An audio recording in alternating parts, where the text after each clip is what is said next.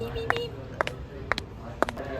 Dear Tim, Moby, and Annie, I'm doing a science project on the Great Alaskan Earthquake, except I don't know what to do. Can you help me? What was the Great Alaskan Earthquake? From Jackie. That's a great question. The Great Alaskan Earthquake was... Hold on. What's an earthquake? An earthquake is a sudden and violent shaking of the ground, sometimes causing great destruction as a result of movements within the Earth's crust or volcanic action. Earthquakes occur when the movement of the convection currents in the mantle moves the tectonic plates and the tension between the plates builds up until there is too much.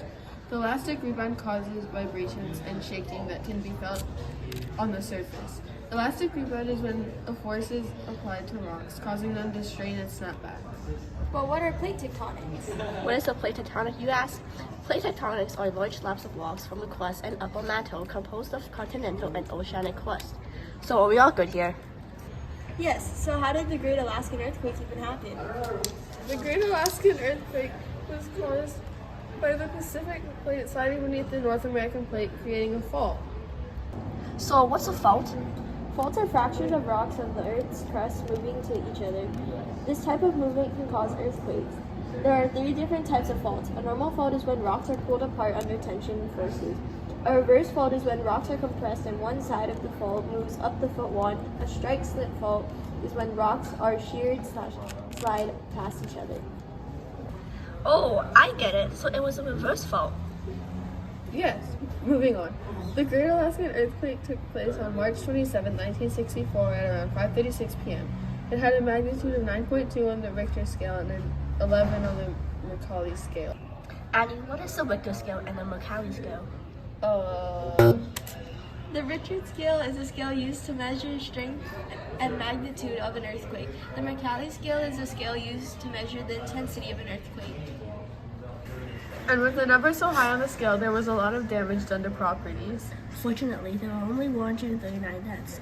Only 15 were caused by the earthquake, and the rest were killed by the tsunami that came later. A tsunami is a series of waves caused by the displacement of large bodies of water. Tsunamis cause a lot of destruction to cities and many fatalities. Let's talk more about the earthquake. While the epicenter or focus was located 6 miles east of the mouth of College Fjord, 56 miles west of Valdez, and 75 miles east of Anchorage, most of the damage was done in Anchorage.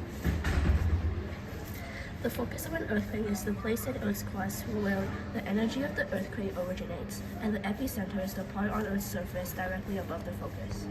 What are some fun facts about the Great Alaskan Earthquake and tsunami?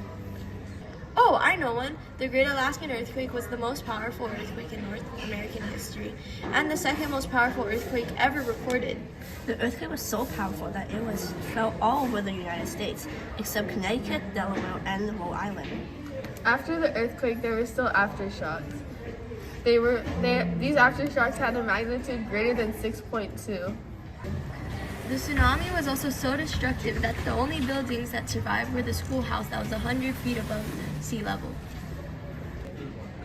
Are there any ways that people can protect themselves or their homes from earthquakes? Yes, one thing you should do is move all heavy objects to lower shelves so they can't fall and hurt you. If you're indoors, don't run while the building is shaking.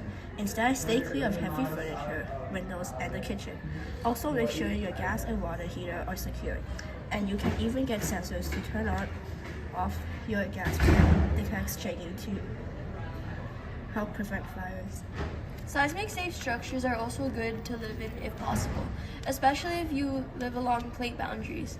A seismic safe structure is when the design of structure is specially designed to withstand an earthquake. And in case you didn't know, here are some words that are related to earthquakes and plate tectonics that might help you. A plate boundary is a boundary between 2 tectonic plates that are moving. There are 3 types of plate boundaries: convergent, divergent, and transformed.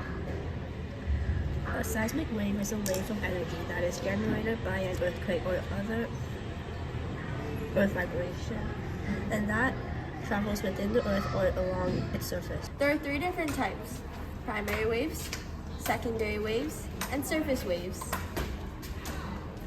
A seismograph is an instrument used to measure and record the seismic waves and motion of the ground during an earthquake. The magnitude of an earthquake is the measure of the amount of energy released during the earthquake. Then there are hanging walls and footwalls. A hanging wall is a block of rock that lies above an inclined fault. A footwall is a block of rock that lies under an inclined fault. Whoa, what is that? I think it's an earthquake. And here are some pictures from the damage. This picture shows the damage done by the tsunami, and this picture shows the damage done by the earthquake. And here are some pictures from a bird's eye view.